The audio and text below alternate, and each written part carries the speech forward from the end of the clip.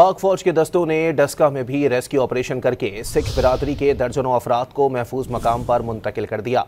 सैलाब ने पंजाब के बेशतर इलाकों खुसूसन सियालकोट को शदीद मुतासिर किया है। पाक फौज का सूबे के सैलाब से मुतासरा इलाकों में रेस्क्यू और रिलीफ ऑपरेशन जारी है। डस्का में सैलाब में फंसे हुए सिख बिरादरी के अफराद को पाक फौज के जवानों ने महफूज मकामात पर मुंतकिल किया। अब तक 80 के लगभग अफराद को बाहिफाजत रेस्क्यू किया जा चुका है। सिख बिरादरी के अफराद ने पाक फौज की बरवक्त इमदादी कार्रवाइयों को सराहा। पाक फौज सिविल इंतजामिया के शाना बशाना मुतासरा इलाकों में इमदादी कार्रवाइयाँ जारी रखे हुए है।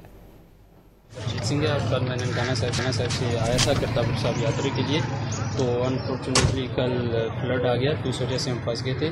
तो पाकिस्तान आर्मी के जो नौजवान हैं, उनके जो इंतजामिया टीम है, इन्होंने हमें रेस्क्यू किया, बल्कि हमारी पूरी फैमिली को रेस्क्यू किया और बाकी जो अंदर वहाँ की टीमें बैठी उनको भी रेस्क्यू कर रही। Thank you so much. पाक फौज के दस्तों ने डस्का में भी रेस्क्यू ऑपरेशन करके सिख बिरादरी के दर्जनों अफराद को महफूज मकाम पर मुंतकिल कर दिया। सैलाब ने पंजाब के बेशतर इलाकों खुसूसन सियालकोट को शदीद मुतासिर किया है।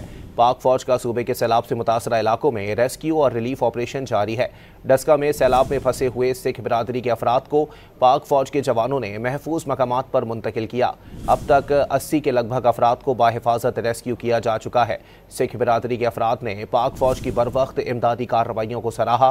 पाक फौज सिविल इंतजामिया के शाना बशाना मुतासरा इलाकों में इमदादी कार्रवाइयाँ जारी रखे हुए है। सिंह कल मैंने ननकाना साहब से आया था करतारपुर साहब यात्रा के लिए, तो अनफॉर्चुनेटली कल फ्लड आ गया, तो इस वजह से हम फंस गए थे। तो पाकिस्तान आर्मी के जो नौजवान हैं, उनके जो इंतजामिया टीम है, इन्होंने हमें रेस्क्यू किया, बल्कि हमारी पूरी फैमिली को रेस्क्यू किया और बाकी जो अंदर वहाँ की टीमें बैठी उनको भी रेस्क्यू कर रही। Thank you so much.